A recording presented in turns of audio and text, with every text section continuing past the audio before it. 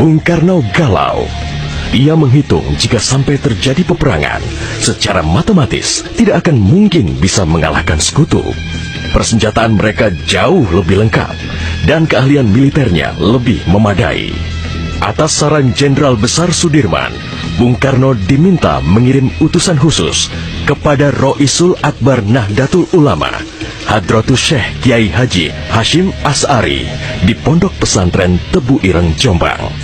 Tujuannya meminta fatwa Kiai Hashim tentang hukumnya berjihad membela negara yang notabene bukan negara Islam seperti Indonesia. Kiai Hashim lantas memanggil Kiai Haji Wahab Hasbuloh dari Tambak Beras, Jombang. Kiai Wahab diminta mengumpulkan ketua-ketua NU se-Jawa dan Madura untuk membahas persoalan ini.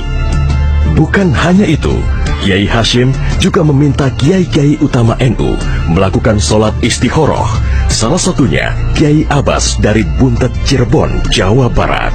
21 Oktober 1945, seluruh delegasi NU se-Jawa dan Madura telah berkumpul di kantor pusat Ansor di Jalan Bubutan, Surabaya.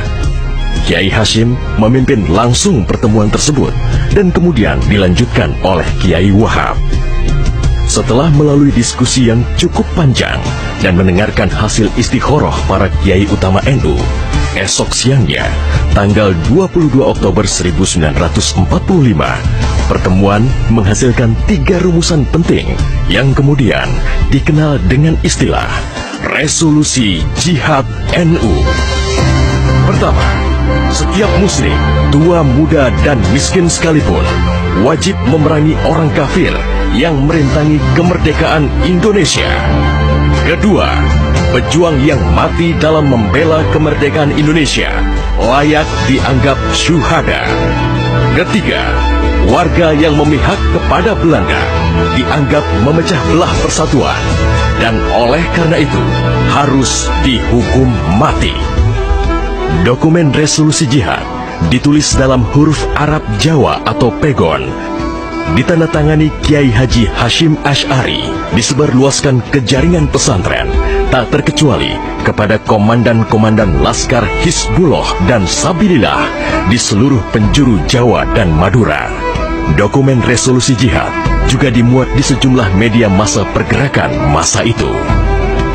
Hanya berselang 3 hari pasca resolusi jihad dicetuskan, 6.000 tentara sekutu mendarat di Pelabuhan Tanjung Perak, Surabaya dengan persenjataan lengkap. Mendengar kedatangan pasukan penjajah, ribuan santri dan kiai dari penjuru Jawa Timur bergerak menuju Surabaya. Situasi pun terus memanas dan cenderung tak terkendali.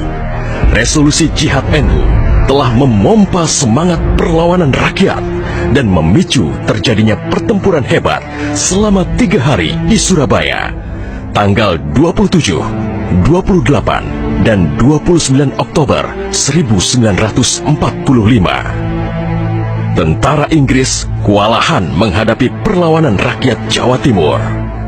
Mereka lantas mendatangkan Bung Karno ke Surabaya untuk diajak berunding melakukan gencatan senjata. Pagi hari tanggal 30 Oktober, gencatan senjata ditandatangani pemerintah Indonesia dan Inggris. Namun, sore harinya terjadi insiden di Jembatan Merah yang menewaskan orang nomor 1 tentara Inggris di Surabaya, Jenderal Malabi. Gencatan senjata pun langsung berakhir. Pengganti Malabi, Jenderal Robert Munser, mengultimatum Laskar Pejuang dan tentara Indonesia agar menyerahkan senjata kepada Inggris paling lambat 10 November 1945. Jika tidak, Inggris mengancam akan membumi hanguskan Surabaya. Mendengar ancaman itu, para komandan Laskar Hizbullah, Sabilillah, Mujahidin, TKR, dan para santri marah besar. Seorang pemuda bernama Sutomo atau yang dikenal dengan Bung Tomo sowan kepada Kiai Hashim. Ia meminta izin kepada Kiai Hashim untuk menyiarkan dan menyebarluaskan resolusi jihad melalui radio. Bismillahirrahmanirrahim. Merdeka! Saudara-saudara penduduk kota Surabaya, kita semuanya telah mengetahui bahwa hari ini tentara Inggris telah menyebarkan pamflet-pamflet yang memberikan suatu ancaman kepada kita semua. Kita diwajibkan untuk dalam waktu yang mereka tentukan menyerahkan senjata-senjata yang telah kita rebut dari tangannya tentara Jepang. Tetapi inilah jawaban kita.